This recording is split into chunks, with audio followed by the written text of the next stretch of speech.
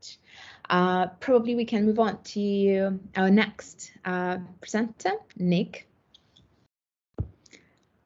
Again, I'll disappear and then appear again when there would be a few minutes left for the presentation.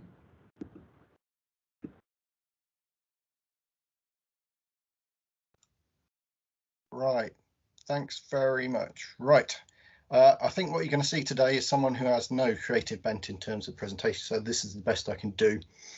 Good afternoon to everybody. My name's Nick Winchester. I'm a senior lecturer in management based in the business school. I'm going to be the only one presenting here, but it's very much a kind of joint effort and joint discussion in terms of this paper, although I'm not sure all my colleagues will agree with everything I say, so that might provoke quite a lively discussion. So today I want to talk about some very kind of early thoughts, and our very early thoughts, and we're looking for a good discussion about an ongoing research agenda into leadership carried out in the Centre for Voluntary Leadership. And in particular, we're focusing on ethics with this group. What I want to do today is develop what I'm going to call slightly pretentiously a dialectical reading of ethics of care. And I'll try and unpick what that means and then apply it to leadership. I'm not the only person who's ever applied ethics of care to leadership, but I hope to have a different gloss on it. And then think a bit further, or have some kind of vaguely provocative thoughts about theorizing ethics and leadership, and particularly, you know, how useful is the concept of ethical leadership. But let's get into the matter. Now, before I start talking about the ethics of care, there has been a reasonable amount of literature in the field of caring leadership. There's a recent edited collection by Tompkins that's worth in terms of getting a critical overview. The idea of caring leadership seems kind of intuitively appealing as a way of kind of understanding an ethical way of being.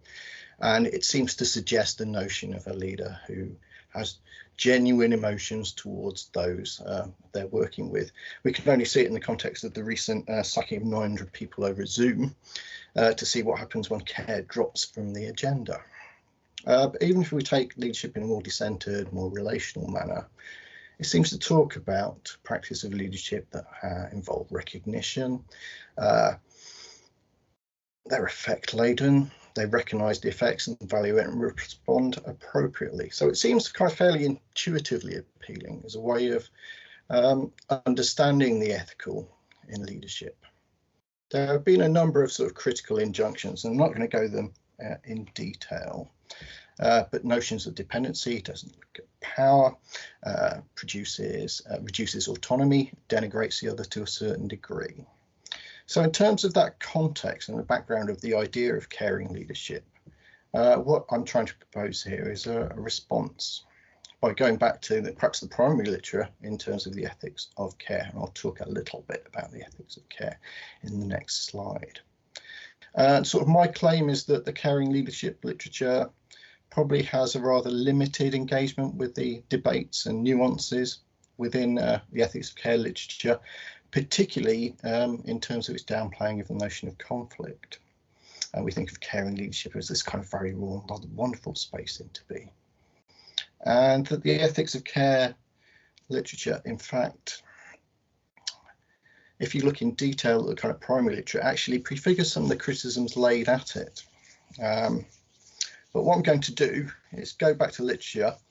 I'm not going to talk about all the literature in the ethics of care. I'm instead going to focus on the work of Tronto as probably the most developed, perhaps political reading of the ethics of care, and read it through a dialectical lens. By that, I mean is that reading tensions as innate to the practice of care, and I hope to unpack that for you in a moment, and then have some moments where I'm going to apply this reading to leadership.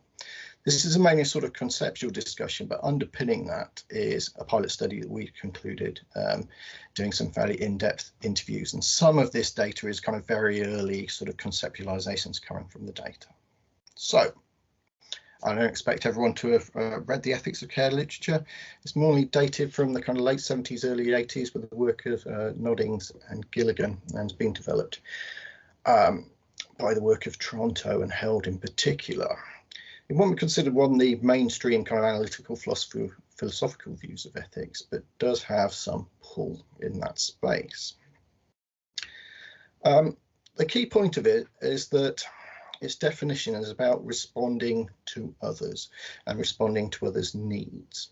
And I've written about materialism before, but I'm specifically not talking about materialism here. It's a very kind of human-centric view in terms of the effect-laden relations between humans. But as this quote looks at, it can include living with others in a space, in a context. And it contains kind of very strong notions, perhaps Aristotelian notions of flourishing. One important point in terms of its distinction from standard accounts of ethics is talking about as both a practice and a disposition. So it's about doing, and it's about doing, well, it's not doing from the right reasons, but it's doing from the feeling of an affect, if that makes sense, which might be an oxymoron. Anyway, so if we talk about care as a practice, I'm going to use Tronto's kind of version here. She talks about these kind of phases or elements of care. And beginning, we think about attentiveness. It's about being inquisitive, both about our needs and others' needs, and looking at the world in which we habit and the people which we are with, and noticing the needs. It's about an active inquiry in the world around us. Followed that is the notion of responsibility, sometimes called the burden of responsibility, but it's not an unhappy burden. And it's taking on that I need to do something about this, or perhaps I'm going to get others and we're going to do collectively something about this. The third phase is the notion of competence, and that's the notion of giving appropriate care. It could be, in terms of leadership context, organising the organisations, such as, for example, mental health and well-being is put front and centre, say, in the context of the current pandemic and working from home. And then the fourth phase or element is about responsiveness, and perhaps this is more a recent engagement. So it's more of a latter development, which is talking about from the perspective of those receiving care and the emotions and appropriateness and responses and voice from which they hear. I mean, they do talk about notions of anger, notions of suffocating care within this space. So with that kind of context, we could say, well, the ethics of care, when we've got this kind of nuance, is fairly appealing. It's relational all the way down, so it fits with our understandings of ethicality as being inhabiting the relation and some of the relational leadership literature. It's got a necessary counterpoint to our overemphasis on rationality in many of our ethical theories. As a meta-ethical position, it's not particularly Baroque. I mean, say if you work at Levinas, you get quite a Baroque ethical theory. You do in some aspects of vitalism and neo-materialism. And it's also incomplete. It's quite interesting as an ethical theory, is that it doesn't claim to contain the whole of ethics. It's trying to say something about issues of justice may be important and may be distinct. So we might be led to a position, well, ethical leadership is about the effective practice of care. And there's an interesting paper by Nicholson and Curtis. It's the only paper, I think, in the field of business ethics that explores leadership particularly. And they reach something like a position. I've lost a bit of nuance here. And I say, but what happens if we look at the literature? Now, I've just put in a couple of quotes from Tronto here. And there's a recognition in the literature that conflict is inhabiting space, difficult emotions, occasionally anger, sometimes revulsion, sometimes othering. And Tronto's argument isn't just say, well, you just need to do the four phases better. It's just a conflict may be apparent in these spaces, and there may be pathologies associated with the practice of care. So my view is, what happens if we read these conflicts in a dialectical fashion? Here I'm moving outside of the ethics of care literature. It's definitely not a dialectical theory. I'm just saying, what if these conflicts are intrinsic to care? What if we begin to theorize these phases in a more dialectical fashion? So, for example, if we think about attentiveness, we think about this inquisitiveness. Well, an alter to this could be about misrecognition. We might actually be good at doing this practice, as argued in the literature. We might not identify needs. We're also, in giving our attention, we're not giving our attention somewhere else. So there's boundary drawing. And also in terms of judgments, in terms of acquisitiveness, attentiveness, we're drawing boundaries between the deserving and non-deserving of care. There's also issues associated with parochialism. We restrict our attention to people we know, to the particular, to those around us. In fact, it's kind of encouraged a lot in the kind of ethics of care, but that might be restricted. We don't inquire outside of our space. So a different reading of attentiveness, perhaps a dialectical reading, we can say attentiveness is practice of both focus and its withdrawal. So it becomes internally kind of tension driven. So if we go back, and there's a lot of steps here, honestly, I can't unpack them for you here. If we think of the elements of care and read them in a more dialectical fashion, we end up with kind of a different account of care, which kind of riven with these internal tensions, as a dialectician would obviously argue. So responsibility might be its assertion and its withdrawal. Competence in terms of giving care, both enacts appropriate care, but also might other the care receiver, might put them in a state of dependency, might smother them. And the claim is, you know, at least the claim I'm trying to make here in this space, is that if we read it in that way, then the practice of care becomes internally tension-riven. And these are not pathologies of care in the sense that there is an ideal state where care is performed perfectly. It's just these are the spaces in which we inhabit when we enact care.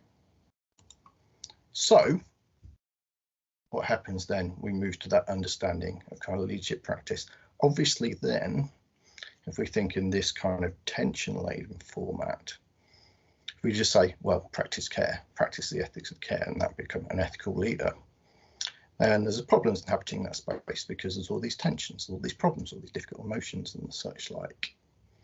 So in terms of applying through that system, then we probably need to think about these tensions as working through them rather than trying to resolve them, and seeing care as perhaps ambivalent in its form, not seeing resolutions, saying care is a little bit dangerous, inherently so, maybe sort of tragic, and tragic in the kind of Weberian sense when we're talking the antonyms of ethics that's not resolved.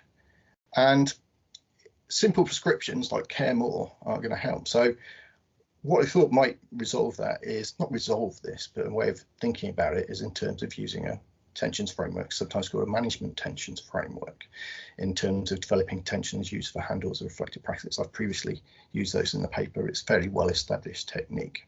So this contains a lot of information. These are the tensions we're kind of thinking about working through. I'm just going to talk very briefly kind of about one of them.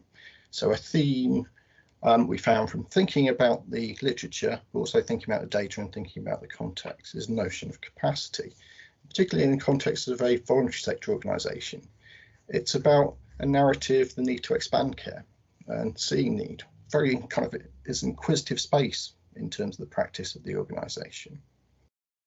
But then there is a known capacity issue, and it's about rationing care in that space. So the tension is operating between the perhaps inexhaustibility of care and the noticing of needs through attentiveness, and then the rationing care in terms of responsibility.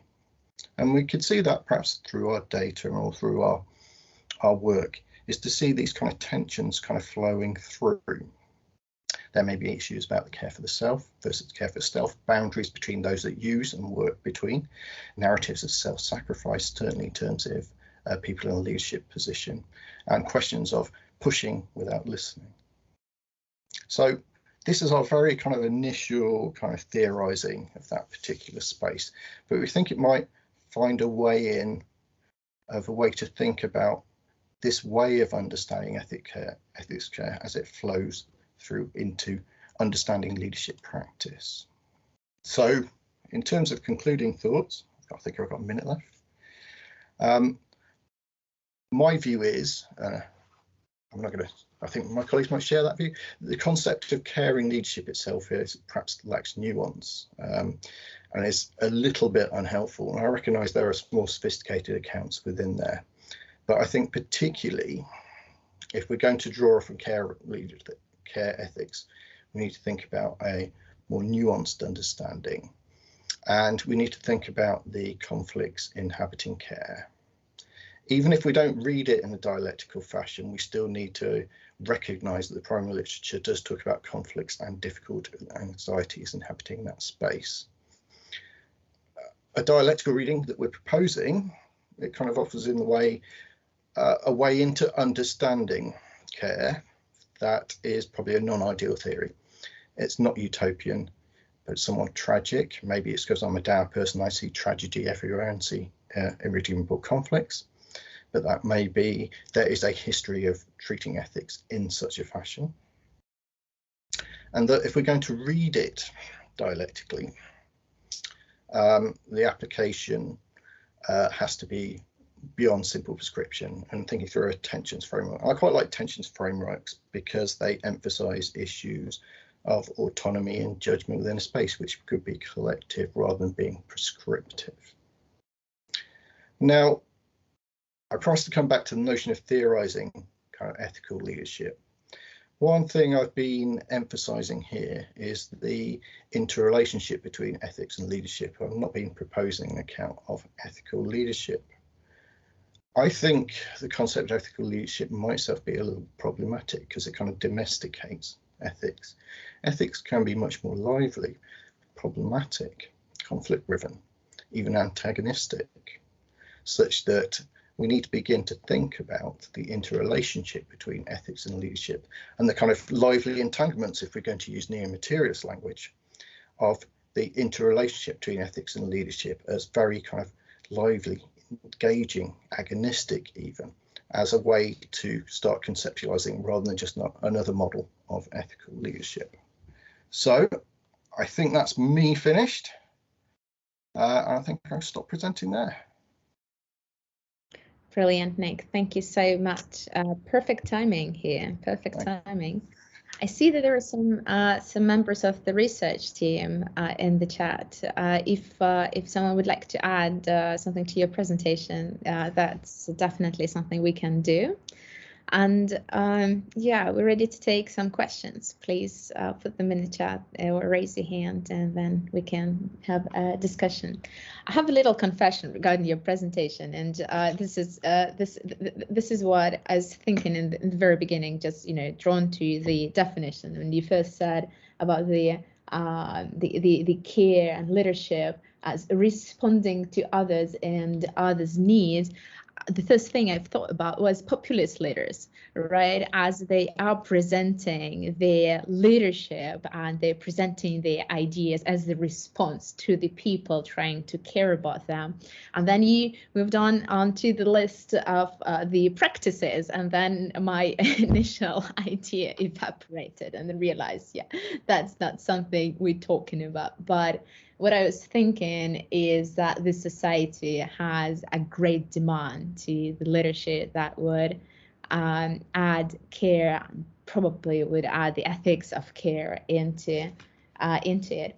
Could you think about any example of leaders who would be in their actions, in their politics, in their, I don't know, in their business leadership, introducing the approach to leadership you've been talking about? Well, the person most cited in the literature, and I think, I don't know in detail, is Jacinda Ardern, who I think manages an interesting space. Not just, it's not reductive in terms of just care, but also issues of justice are similarly aligned. I think she's an incredibly skillful politician in that space, whilst ratifying care, but also acknowledging justice. And there is some work in the Tompkins book about it, but she's normally cited. I'm slightly concerned about saying Jacinda Ardern because I think there is sometimes a very kind of reductive gendering of the ethics of care. So it's things that women do. And particularly, women leaders and men are kind of strong leaders who are rational and can push through and not get involved in all these difficult emotions. But I think in terms of a person who is interesting to look at from that space, both in terms of care and justice, and very skillful, is someone I look at. I think this is one of the reasons I actually follow her on social media, just to fulfill this gap and to have an example of a leader who would care and would implement it in her leadership practice. Thank you. This is it makes much sense. Johan, please, do you have a comment or a question?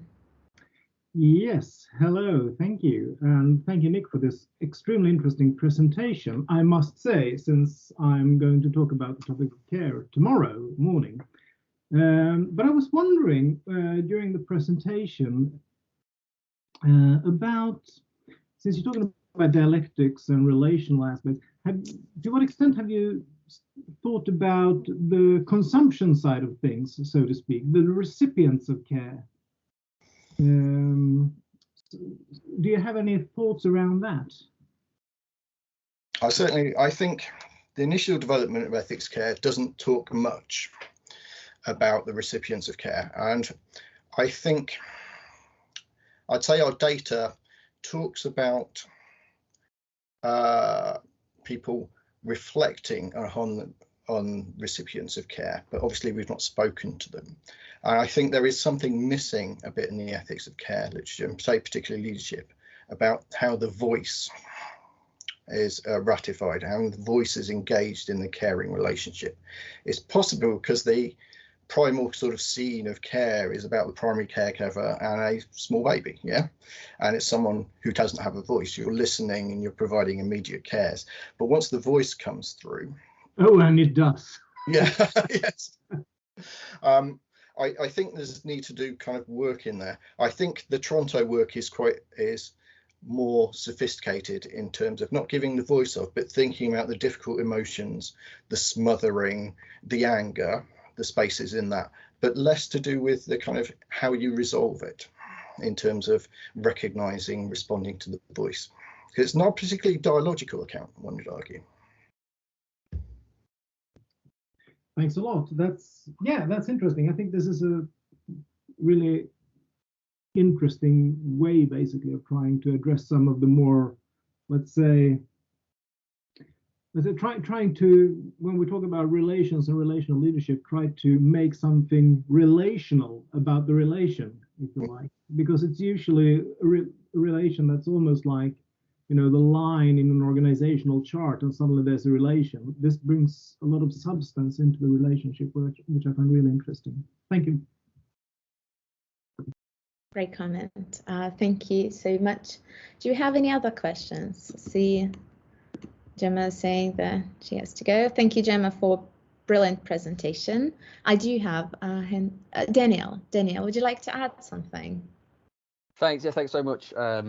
Yeah, thanks, Nick, for presenting the research. I think you should take the majority of the credit. I'm not going to jump on any of that, but I was wondering if, just to pick up slightly on that previous question there, about the notion of voice and kind of marginalization a little bit and things like that, and the origin of the research from sort of my I guess bit of contribution to it was through the Centre for Voluntary Sector Leadership, and questioning some of the assumptions that exist about the voluntary sector, so charities, community groups, etc. in the UK, about being a caring or sort of positive, normatively positive environment. And to go back to your question, Olga, about whether there are any leaders that embody this sort of, well, embody perhaps is not quite the word, but practice this kind of approach. And it got me thinking, well, actually, one of the assumptions I was certainly interested in is that obviously in the voluntary sector, in charities, etc., there is this assumption of good. So you would sort of assume that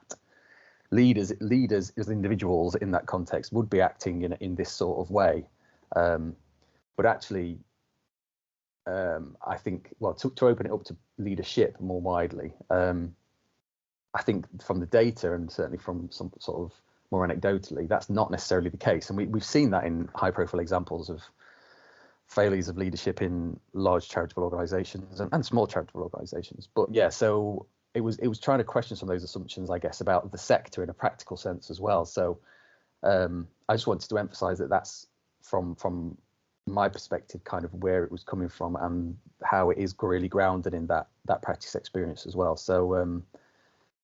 So yeah, but it is possibly a way to bring those, that aspect of voice of care receivers, of the marginalized, however you want to phrase it, because for we heard in the keynotes, if you were there yesterday, about the need for different types of leadership that is inclusive of marginalized people in lots of different ways.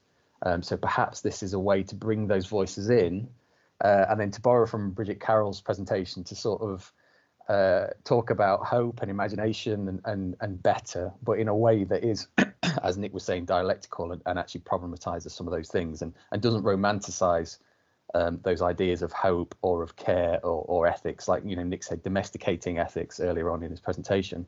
That reminded me of sort of Bridget was talking to some extent about domesticating hope and how that takes away its actual value and strength. So yeah, they're my reflections on it, but thanks. Thanks for bringing it in.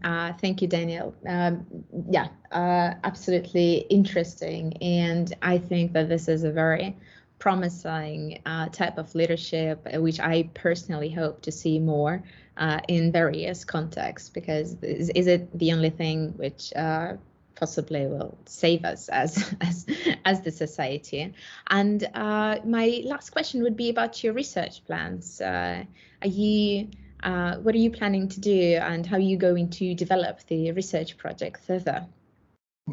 Well, the next step is, I mean, we've done a small pilot study, and we're going back to the kind of pilot, the people who did the pilot, to discuss in more detail. What we want to do is do a bigger bid and really investigate sort of ethics and leadership practice in the voluntary sector, because it's not been explored, possibly because there's this presumption of the good. And it'd be really interesting to explore that and how ethics are processed and enacted within leadership practice. So it's a question, we're being more sort of conceptual at the moment and thinking through the data. There are different slices and different ethics way of going it, but we think this is an interesting way. But our aim is to, you know, get a good bid together and do something really substantive around this space, because it feels important. It does. It feels very important, and I hope to read your research comparatively soon as you'll progress with it. Thank you all so much for presenting today. I think if we have no further questions, we can really wrap up today's session, which was very insightful for me personally, and I'm really, and I think that it was quite insightful for all the other participants, as it was providing this new, very dynamic view on leadership, including the outlook at the material aspects of it, looking at it in very different contexts and adding something to think about. It was very thought-provoking, and I really enjoyed it. Thanks a lot, and hope to see you soon at the further on during the conference and in our networking sessions. Thanks so much. Thanks for chairing, Olga. Thank you.